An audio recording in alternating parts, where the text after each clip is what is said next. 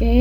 2025လဲကုန်ပြီဆိုတော့ကျွန်တော်ဒီနှစ်အတွက်give away လေးစာအုပ်ပေးခြင်းတယ်ပေါ့နော်ဘာလဲဆိုတော့ကျွန်တော်ကအခုဇက်ကားလဲရိုက်မယ်နည်းနည်းကို popular ဖြစ်ပြီး trend ဖြစ်နေရပေါ့နော်စာဖတ်ပရိသတ်တွေရဲ့ဝေဖန်မှုတွေ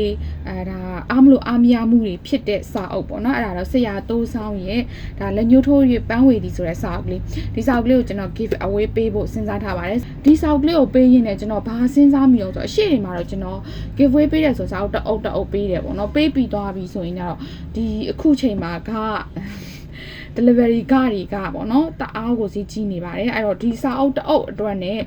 ရသွားတဲ့သူကြတော့လေဒါစာအုပ်တအုပ်တော့လက်ကား giveaway ရသွားပြီပေါ့နော်ဒါပေမဲ့ delivery ကကြတော့မကာမီပေါ့နော်စာအုပ်ရတာနဲ့ delivery ကနဲ့မကာမီအဲ့တော့ကျွန်တော်ဘာလေးစီစဉ်လိုက်တော့ဆိုတော့ကြတော့နောက်ထပ်တစ်အုပ်ဖြစ်တဲ့ဒါဆရာသားထွေးရဲ့ positive vibe ဆိုတဲ့စာအုပ်လေးဒီစာအုပ်လေးလည်းကျွန်တော် give away ထည့်ပေးမှာပေါ့နော်တစ်ယောက်ထည့်ရပဲဒီနှစ်အုပ်လုံးကိုပိုင်ဆိုင်ရမှာဖြစ်ပါတယ်ဘာလို့ဆိုကျွန်တော်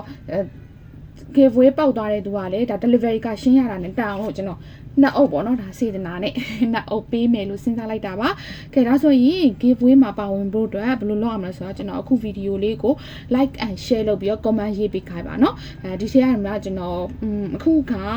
29ရက်ဖြစ်သွားပြီဆိုတော့ကျွန်တော်နောက်